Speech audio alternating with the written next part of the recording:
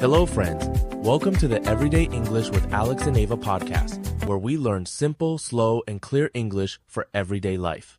Let's begin by exploring why practicing English every single day, even for just a few minutes, is so powerful for language learning. Ava, could you explain the science behind daily repetition? Absolutely, Alex. Think of your brain like a muscle. The more you use it, the stronger it gets. When you practice English daily, you're reinforcing neural pathways, making it easier to recall words and phrases. Research shows that short, frequent practice is more effective than long, occasional sessions. That's fascinating. So, even 5 minutes a day can yield better results than an hour once a week? Exactly. Just like brushing your teeth, a little bit every day maintains your skills. Over time, these small efforts compound, leading to noticeable improvements in comprehension and confidence. Now, many listeners worry that they can't practice if they're not attending an English class or if they're shy. Ava, how can people overcome these barriers? Great question, Alex. Not attending formal classes doesn't mean you can't improve. Language is everywhere in music, podcasts, even your phone. Shy learners can start by practicing alone, such as speaking to themselves or writing in a journal, which gradually builds confidence. And what about those with busy schedules? Sometimes it feels impossible to find time. It's all about microlearning. Integrate English into daily tasks. Listen to a podcast during your commute, or describe what you're doing as you cook. Even 3 minutes a day adds up over weeks and months. Let's examine a typical conversation between two friends about their English practice routines. Ava, could you break down the strategies used in their dialogue? Sure, Alex. One friend listens to English podcasts while cooking, combining learning with daily chores.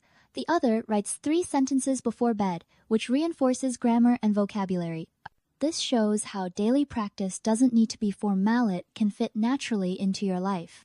So, the key takeaway is to weave English into activities you already do, right?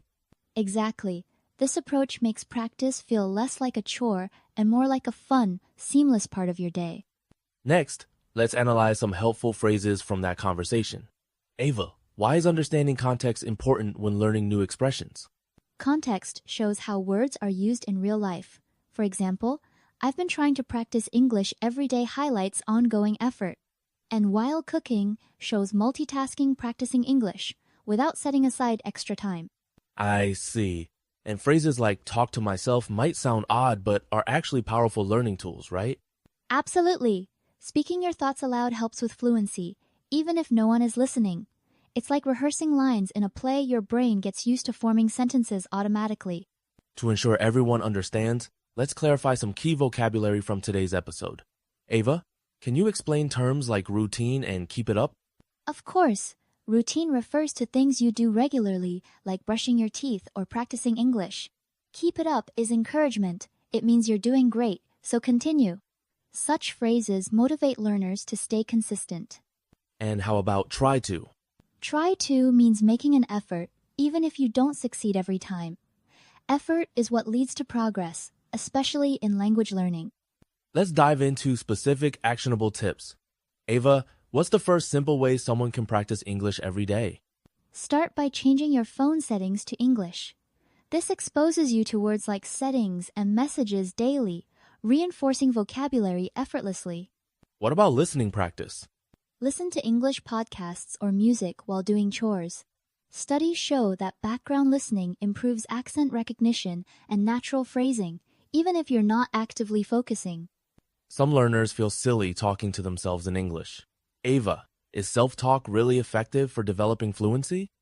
Definitely. Self-talk simulates real conversations, allowing your brain to practice forming sentences spontaneously. It's like athletes visualizing their moves before a Gamia-proven learning technique. Could you provide an example of how to use self-talk in daily life? Sure. While washing dishes, narrate your actions. I am washing a plate. The water is warm. This repetition cements vocabulary and structure. Let's focus on writing. Why is it helpful to write just 3 sentences every night? Writing activates a different part of your brain than speaking or listening. By summarizing your day in 3 sentences, you reinforce grammar, spelling, and recall. Over time, you'll notice your sentences become more complex and natural. Would you recommend keeping a journal for this activity? Absolutely. A simple notebook can track your progress and boost motivation as you see your writing improve over weeks and months. Another effective technique is the 3-minute rule. Ava, can you elaborate on how this works and why it's beneficial? The 3-minute rule is simple speak in English about anything for just 3 minutes daily. It reduces pressure while building fluency. Shadowing, on the other hand, involves repeating phrases after a native speaker, mimicking their intonation and rhythm, which is excellent for pronunciation. So even advanced learners can benefit from shadowing? Definitely.